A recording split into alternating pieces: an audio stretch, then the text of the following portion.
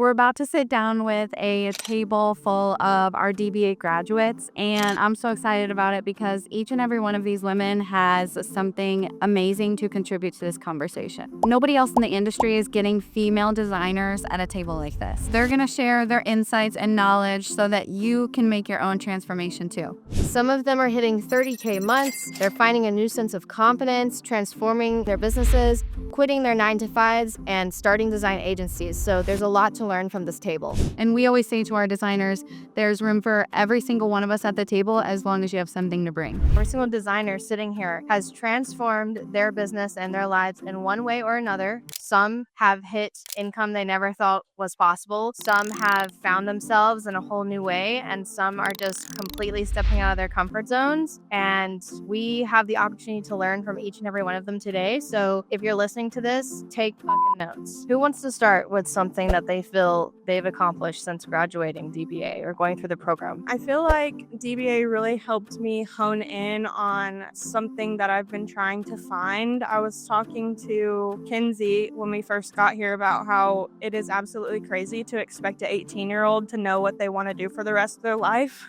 And so, going through college and everything. And so I feel like I got more out of DBA than like the $25,000 of student loans that I have from going to art school, And I'm just really grateful to be able to be here with all of these like super strong business women and learn from you guys and have inspiration for what I want to step into. Thank you for sharing that. And I think that there is something really truly to be said about the fact that you feel like you got more out of our experience than the $25,000 degree. And if you want to talk more about that, feel freely. Like, this is still my podcast. You guys know how I roll. That is one of the inspirations behind us starting this program, is that like you can spend relatively little compared to a college degree and get results far faster in a lot of different ways. Just wanted to add to that about the college degree part. Like, I studied art in college and did the 4-year degree and everything, but you could have done the BFA, which was like a additional year, and they do some more professional practices stuff. But in the whole 4-year degree I did, where they expect you to be selling your art, they didn't teach us any marketing or sales or business or anything like that.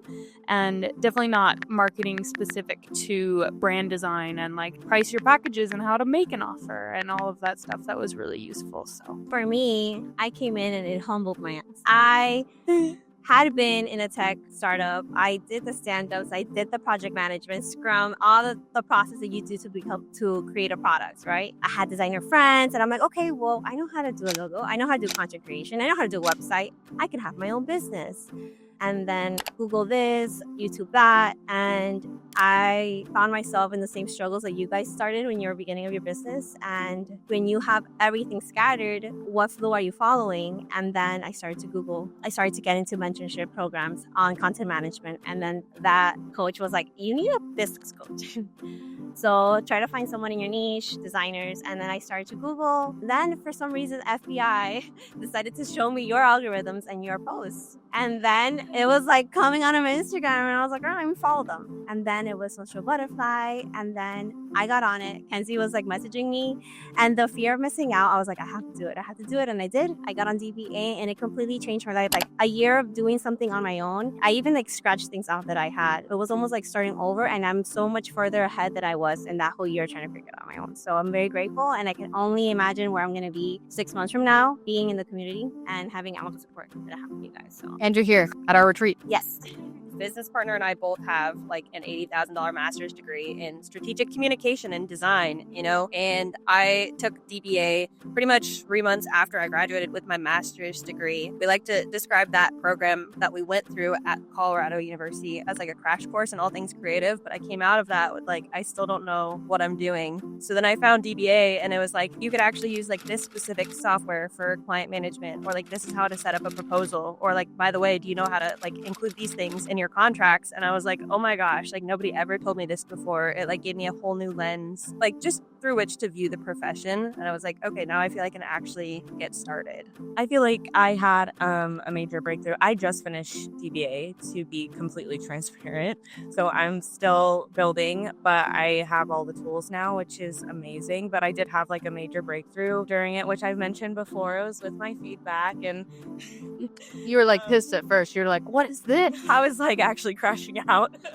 Like last year even, I was like begging the universe. I'm like, I need guidance. Like, I know some things that I like to do, but I need guidance. I don't know. I need some leadership, something to put me in the right direction. And then when I finally got it, I was like, oh, hold on. I've done a lot of mindset work and stuff like that, but even this has just changed my mindset in so many ways. And I feel like it's a launch pad into my future. So it's been really great so far. I'm so proud of everything that you accomplished inside DBA, and I know it was hard, and like you did an incredible job just like being open and receptive and having like that type of awareness of self of like, is this what I want to do? You can get off the ride at any time and like know how you can take the things here and apply them, even if it's like a sidestep in your creative. What they said earlier today and the things is like, you don't have to have the same thing forever. And so I love what you just said, launch plan for your future. So what does the future look like for you? One of the first steps is to quit my job.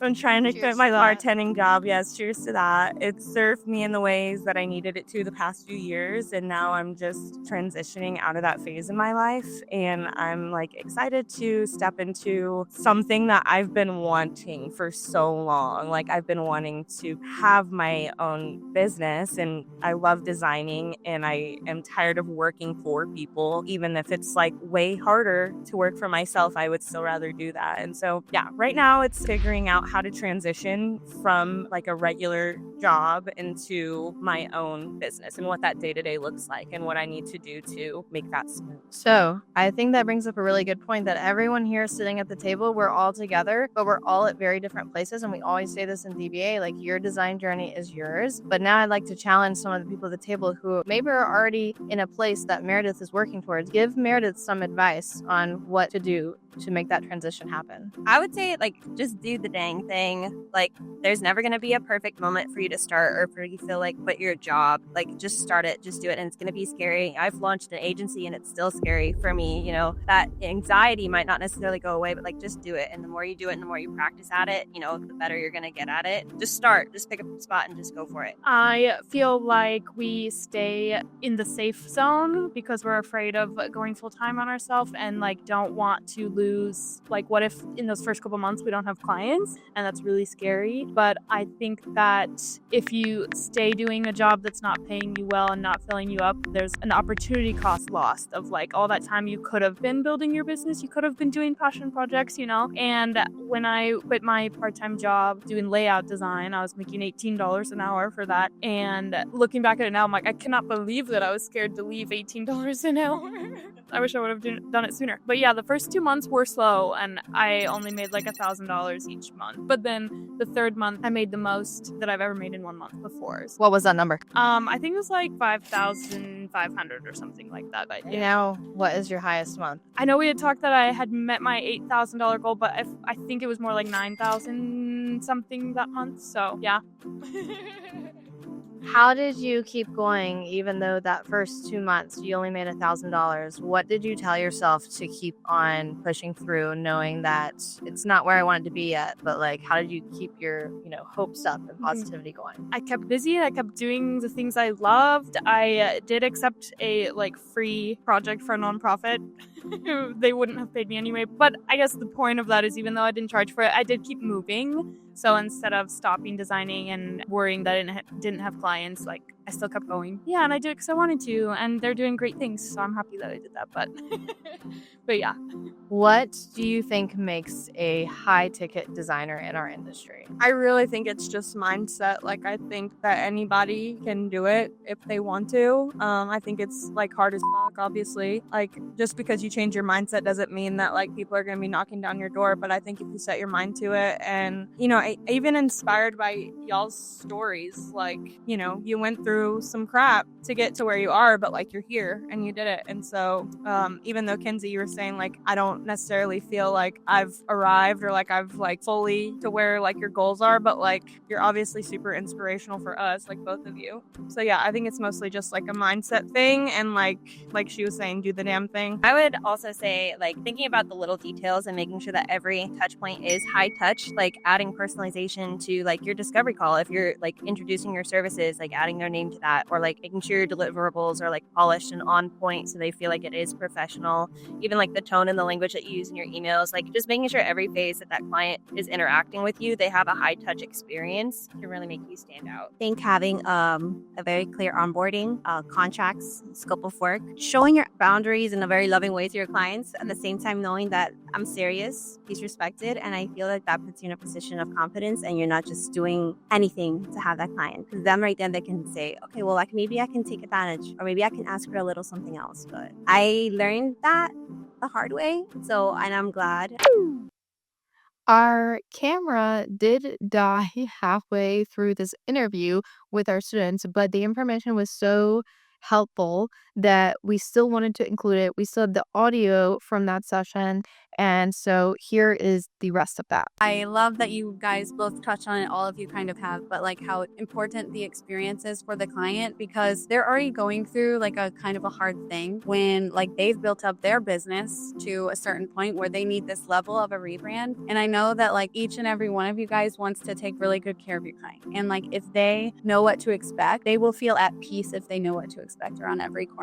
And like just painting the picture for them of the how, like how to use this brand, I feel like is a really high touch thing, because they know what they do, they know why they do it, but like how to communicate that to others is what we're solving for them. What makes the Reap Collective's community different from other communities? Personally, I think just like the intentionality and the energy that all of the lovely women show up with. I think everybody is so supportive, and the coaches especially. I feel like you guys really meet people where they're at and where they need to be met. And even if it is like loving correction of maybe try this first, or, but that's so needed. It's not fake. Like, oh, you're doing great, sweetie, So I think intention and energy is huge. And then just having a community of women to like ask questions to and just feel supportive in your life. I think the lack of competition between women here makes it different in so many industries and different communities. I'm not saying that they're inauthentic, but you can feel the competition between people. And this is just so supporting. Like everyone is so supportive and uplifting. And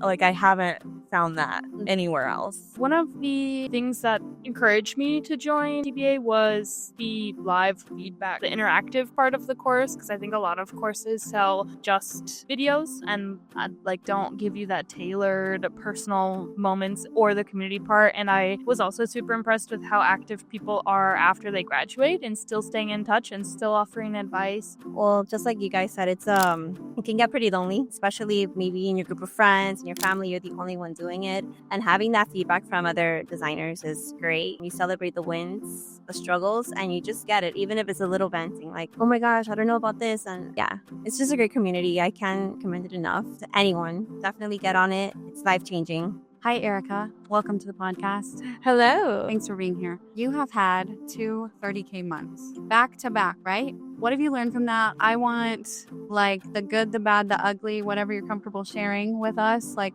what would you say after experiencing that? Well, first of all, it's a goal that I have been writing down forever. Yeah. And it's, sometimes when you write down goals for that long, you start to just kind of like lose hope, and you're like, okay, well, maybe I just need to have like lower goals, or, whatever it is. And just with the foundation that you guys have given me, pushing forward, refining everything that I was doing. And like 1 month, I just hit it, and it was so exciting, so surreal. And I did it again the second month, which was so crazy. And then I almost did it again for the third month, and I was like a little bit behind, but I was like, that's okay. So I guess the highs and lows of that, like it was amazing, but I definitely hit a ceiling, which I know we talked about today at the retreat. I hit a ceiling where I just was kind of like, okay, well now what? Like, is the amount of work that I booked in the last 2 months, like, is that sustainable for life, right? And then kind of how do I make that more sustainable moving forward so that I'm not burning out? Yeah.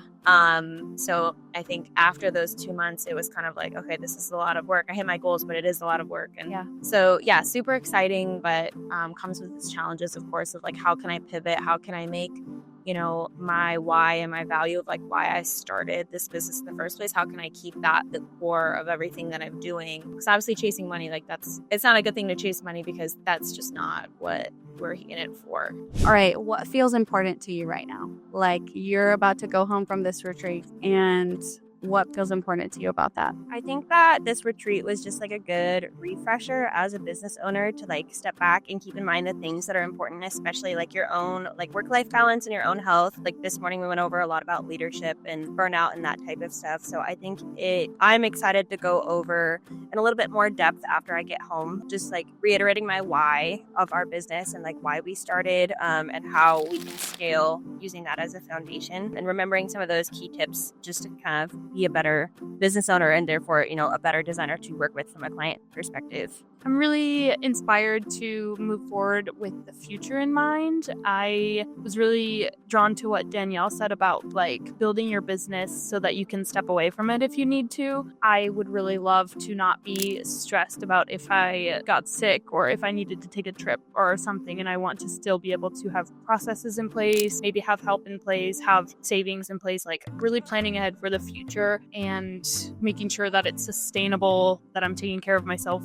energetically, taking care of my time, and taking care of other people who work with me if I hire people. You guys want to go around and just share the name of your business and Instagram handles to end it? My name's Meredith Ward. My business name is Made Up with Mare on Instagram and Facebook. I'm Erica with Park Ave Prints, and you can find me on Instagram at Park Ave Prints. I'm Emma, and my design business is Bright Spot Studios, and my Instagram handle is Bright Spot Studios. My name's Patty, and I am the web designer and brand designer at Creative P. You can find me there, and yeah, follow me. My name is also Kenzie, so don't get confused. But I am co-founder of Hilo Design Co. and our Instagram is go.hilo. So give us a follow. Thank you guys so much for being a part of this. This really, really helps our business. So there you have it. Real conversations with real design business owners who have been in your shoes. Maybe they're in your shoes right now, or maybe they've overcome a challenge that you're also facing in your business. I think something important to take away from this video is that everybody's design journey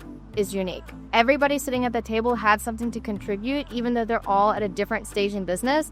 And that is so important to remember as a designer. It's really easy to let imposter syndrome take over and compare ourselves. But when we open up to feedback and open up to the possibility of learning from others, it can truly make a difference. And that's what we witness in our community. So if you're serious about building a graphic design business that you've always dreamed of, just like these women at this table, click the first link in the description below to apply for semester 11 and start learning how to book high-ticket design clients. Who knows? Maybe at the next roundtable, we'll see you there. Finally, make sure to like and subscribe. Let us know what you thought. And make sure you click here to watch my story from how I went from homeless to charging $10,000 every single month.